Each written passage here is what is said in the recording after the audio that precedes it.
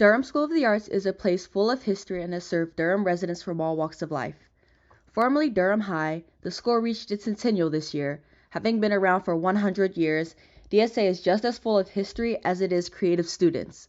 In its early days, the smell of sweet sticky tobacco filled your nose as you walked down Duke Street on your way to class. The Black Box Theater, an integral part of today's DSA, was originally the school's garage for automotive classes, an explanation for the big blue garage door facing the parking lot. If you pay close attention, you'll notice stubborn vines growing up buildings as they did a century ago, and the subtle changes in brick coloring, indicating when extensions were added onto the campus. For the past 11 years, DSA has hosted a fall arts festival created by Amber Carol Santabanez. Born and raised in Durham, Amber Santabanez attended DSA and now teaches in the school's visual arts department. One of 8 teachers on the visual arts team, Santabanez teaches 7th grade ceramics in an introductory course called Media and Design. For Santabanez, DSA is also where she met her husband. As someone with a big connection to the school, Amber Santabanez recognizes the importance of sharing and acknowledging the history of the school as well as its students. She has supported students while honoring their history with an annual Dia de los Muertos event, which she began 12 years ago and now co-directs.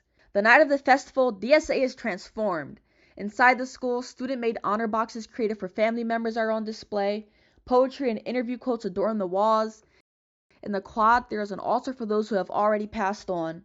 Outside, food trucks line the parking lot, which now seems more like a fairgrounds. The stage is never empty, with performers from all over joining in the celebration. Girls in beautiful dresses and La Catrina makeup remind us that at the core, without skin, social status, and wealth, we are all the same. The girls tie together the times and their interpretation of death and change. Their elegant dresses suggest celebration, their smiles reminding us to learn from our past, and that it should be commemorated, not feared. That wherever you are, we all have the same destiny.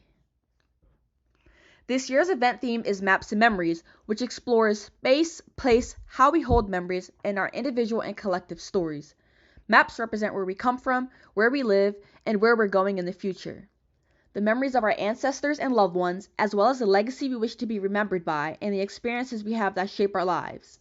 In honor of the school's centennial year, Mrs. Santabanez worked to integrate the stories of the school and its alumni into this year's celebration. While history is not always positive, Santabanez believes it is important to know where we've come from to celebrate the progress that has been made.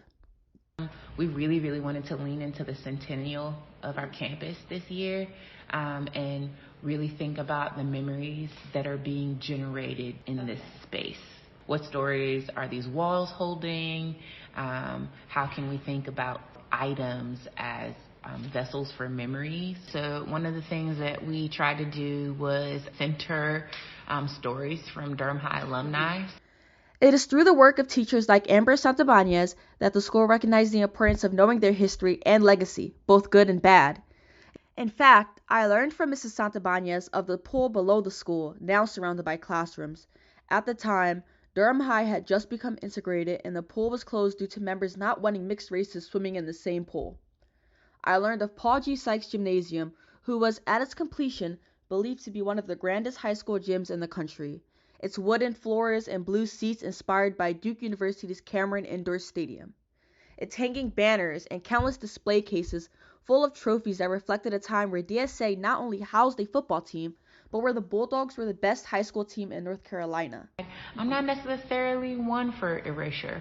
I think that there's some danger to limiting certain people's visibility. It is important for us to acknowledge all that happened to bring us to the now, good, the bad, and the ugly. I think that there are lots of lessons to be learned by examining the past.